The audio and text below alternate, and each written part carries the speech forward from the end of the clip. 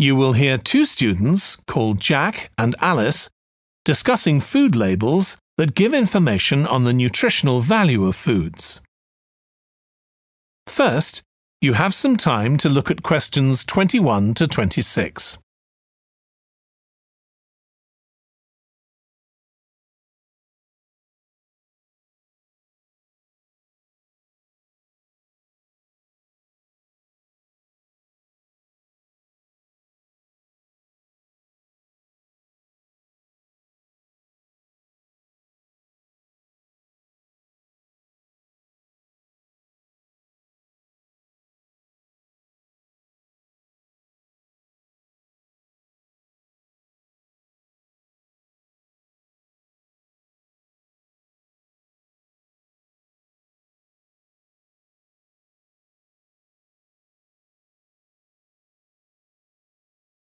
Now listen carefully and answer questions 21 to 26. I still got loads to do for our report on nutritional food labels. Me too. What did you learn from doing the project about your own shopping habits? Well, I've always had to check labels for traces of peanuts in everything I eat because of my allergy.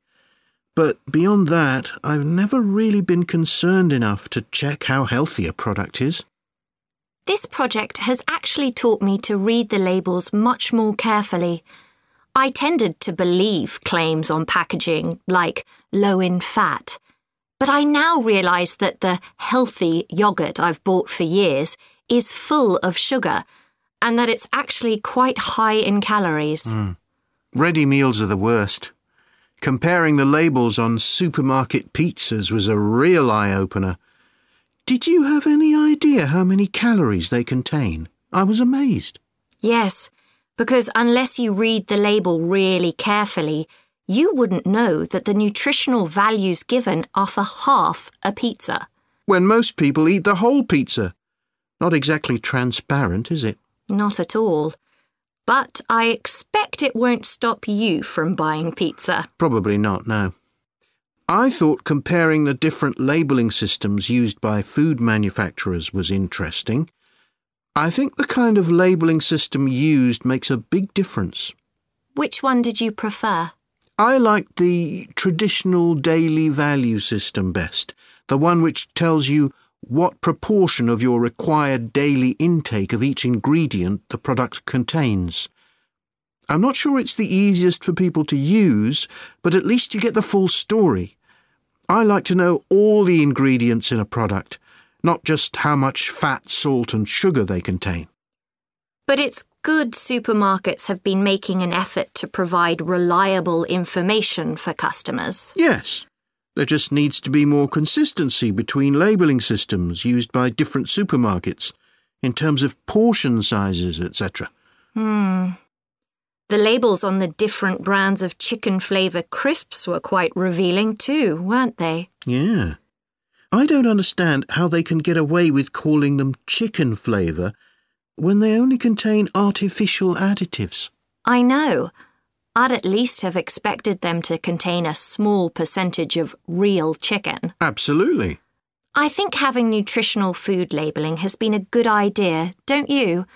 I think it will change people's behaviour and stop mothers, in particular, buying the wrong things.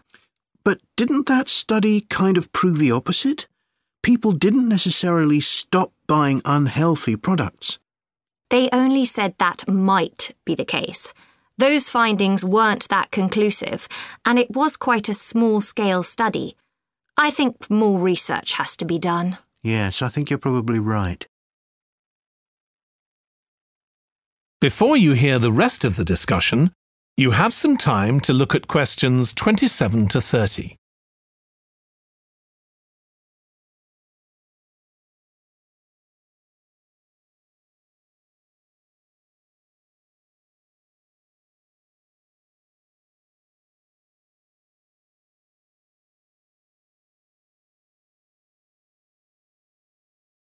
Now listen and answer questions 27 to 30.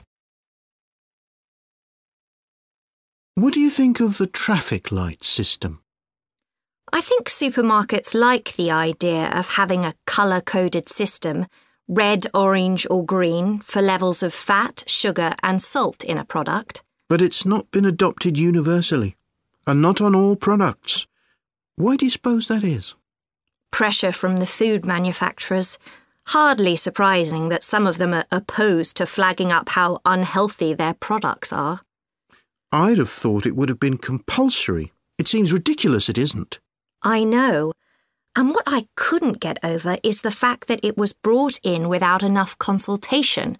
A lot of experts had deep reservations about it. That is a bit weird. I suppose there's an argument for doing the research now when consumers are familiar with this system. Yeah, maybe. The participants in the survey were quite positive about the traffic light system. But I don't think they targeted the right people. They should have focused on people with low literacy levels, because these labels are designed to be accessible to them. Yeah. But it's good to get feedback from all socio-economic groups, and there wasn't much variation in their responses. No. But if they hadn't interviewed participants face-to-face, they could have used a much bigger sample size. I wonder why they chose that method. Dunno. How were they selected? Did they volunteer or were they approached? I think they volunteered. The thing that wasn't stated was how often they bought packaged food. All we know is how frequently they used the supermarket. That is the end of Section 3. You now have half a minute to check your answers.